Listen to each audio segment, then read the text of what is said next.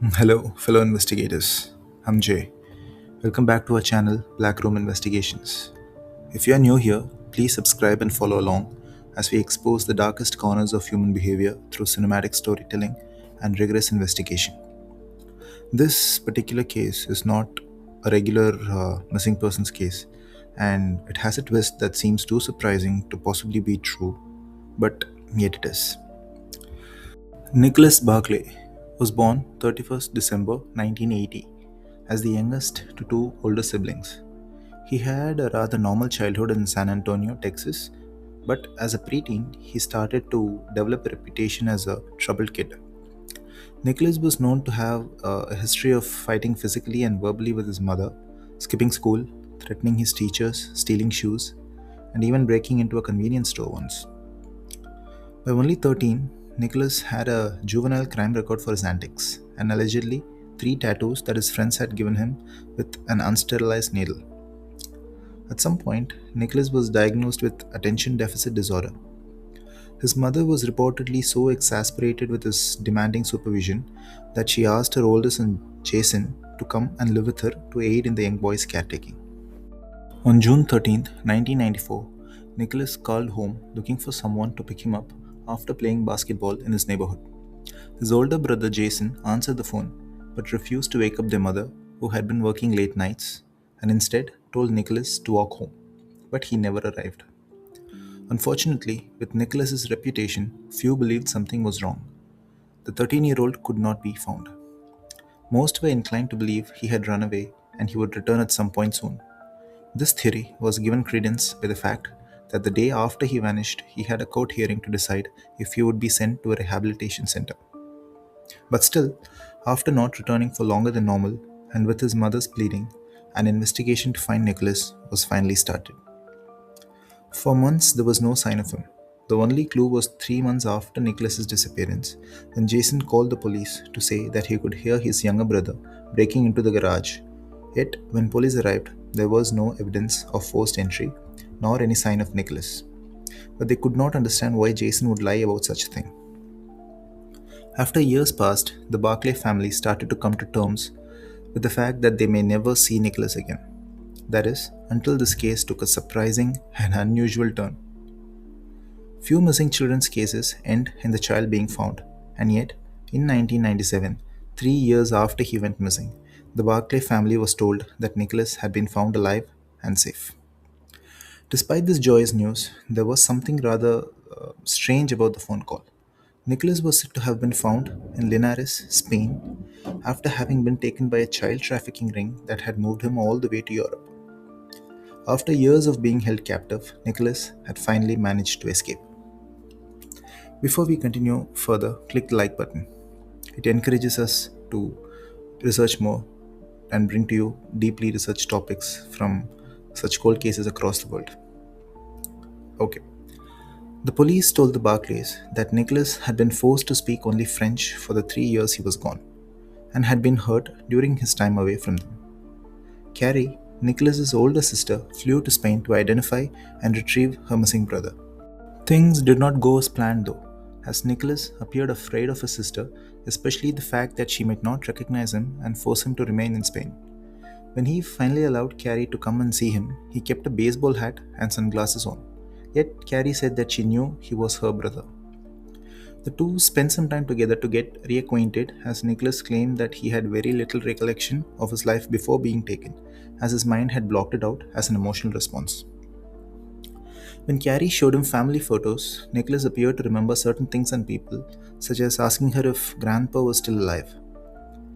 Before he was allowed to return home with Carrie, though, Nicholas had to pass a test where the police showed him family photos that Carrie hadn't gone over with him, and he had to correctly identify the people in them. Nicholas only made one small mistake, and so he was allowed to return home to Texas with Carrie. Even though the Barclays were delighted to finally have Nicholas back, there were a few things that they could not ignore. One being the most obvious, which was the fact that their brother had been blonde with blue eyes when he was taken, but the boy who came back from Spain, well, had dark hair and brown eyes. Nicholas had an extraordinary explanation for his change in appearance. He said that to keep his identity a secret, the people who had taken him had performed experiments to change his hair and eye color so that no one would recognize him as Nicholas. He also spoke with a heavy French accent, but this was explained away with the story of being forced to only speak French for 3 years. The family was so relieved to finally have Nicholas home that they actively ignored some of the things authorities raised concerns about and even told investigators to close the case. A film crew heard about this amazing story and asked to follow the Barclays around to document how Nicholas was adjusting to return to his family. They agreed, and that was when everything started to fall apart. Local private detective was working with the crew and became increasingly suspicious of the French-speaking dark-haired Nicholas. He began his own investigation and took a picture of Nicholas's ears to compare to earlier photos. He found that they did not match, and as ears don't age or change, he took his concerns to the authorities. By February of 1998, after Nicholas was back living with the Barclays for 5 months, the FBI became involved when they obtained a court order to investigate. When Nicholas's fingerprints and DNA were taken, it was determined that the man the Barclays believed to be their Nicholas was actually a 23-year-old Frenchman named Frederic Pierre Boudin. Frederic was a notorious con artist with over 500 different identities and the nickname the Chameleon. Despite this shocking revelation, the Barclays refused to believe that Frederick wasn't Nicholas. Even when in court, Frederick admitted to being an impostor and pleaded guilty to passport fraud and perjury. He was imprisoned for 6 years. Questions swirled around this revelation. Where was the real Nicholas? How had the Barclays been fooled? And why did Frederick do it? Though this case is utterly shocking, the impostor is not the only twist. Investigators were concerned by the Barclays' behavior during the entire incident and their willful acceptance of Frederick. Frederick himself later weighed into the controversy, saying that even he couldn't believe that the Barclays accepted him so easily, rousing even more suspicion of the family. Frederick even claimed that the Barclays knew he wasn't Nicholas, but they had all pretended and played along with the scheme, and he could not understand why. He reported that when he met Carrie, she had fed him knowledge about the family, telling him who everyone was and what to remember. She had allegedly helped him pass the police's test before being allowed to go to the US. Frederick also said that Jason had never accepted him nor pretended to. In fact, all he had said to Frederick upon meeting him was, "Good luck." The phone call Jason had made 3 months after Nicholas disappeared suddenly became a clue, as police said that those types of calls aren't unusual when someone has been murdered, as the murderer often attempts to make it seem like the victim may still be alive after killing them. And this is exactly what the private investigator and Frederick believe happened. He believes that the family accepted him so willingly because they had killed Nicholas, or Jason had, and were more than happy to cover it up by claiming he was the real Nicholas. Before Jason could be investigated, he died from a drug overdose. It is reported that he had long been battling a cocaine addiction. No other evidence appeared, and the case went cold.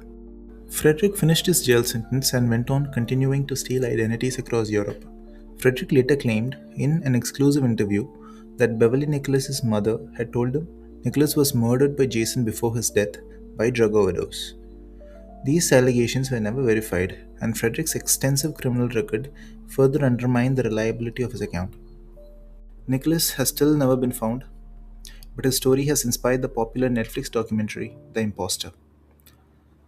That's all for today. Thanks for watching. Stay aware, stay safe, and follow Blackroom Investigations for more such chilling cases from across the world.